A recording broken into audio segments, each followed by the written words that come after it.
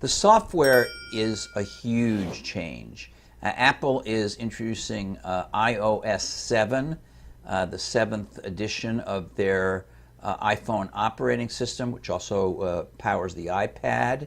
And there are scores and scores of changes, but I'll just talk about a few of them.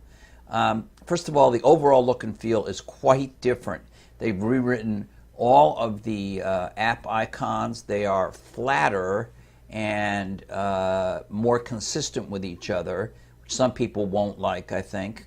But they also offer depth, and that may sound contradictory, but they've done something to create a kind of a parallax effect so that the icons appear to be floating over your wallpaper.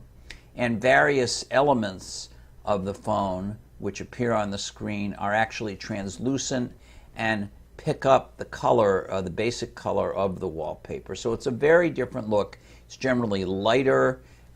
There's more white space. The fonts are thinner and more refined. And in general, it makes the iPhone look like it has a bigger screen than it does. Let me highlight just a few of the features in iOS 7, which, by the way, isn't limited to the new iPhones, but will also work on some of the older models as well as existing iPads.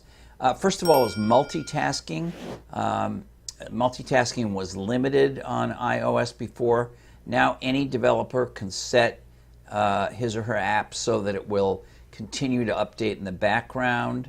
And Apple does this intelligently. It tries to learn which apps you use the most, and those are the ones it updates the most often in the background. Also, the way multitasking looks to you is quite different. You now see large thumbnails of the apps that are running, and if you want to quit one, you can just flick it up.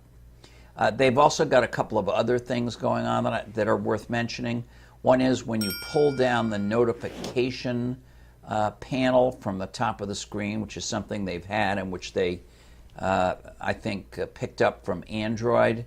Now it's much friendlier. It gives you kind of an update on your day in plain English, and it's quite useful. And now there's another thing that is similar to something in Android, which is you pull up from the bottom of the screen and you get a control center, which lets you quickly get to controls for Wi-Fi and Bluetooth and music and brightness, and even turn on a built-in flashlight, which essentially uses the camera flash as a flashlight. There are changes in Siri.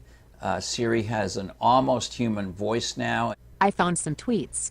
It can now search the web via Bing. It can look things up in Wikipedia. It can look things up on Twitter.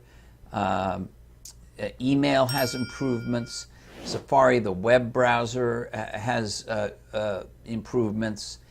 Basically, the various controls in Safari shrink or disappear when you're scrolling through a page to give you more room for content. And the tabs have a new, very bold graphical look. I could go on and on. There are just lots of new things in iOS 7.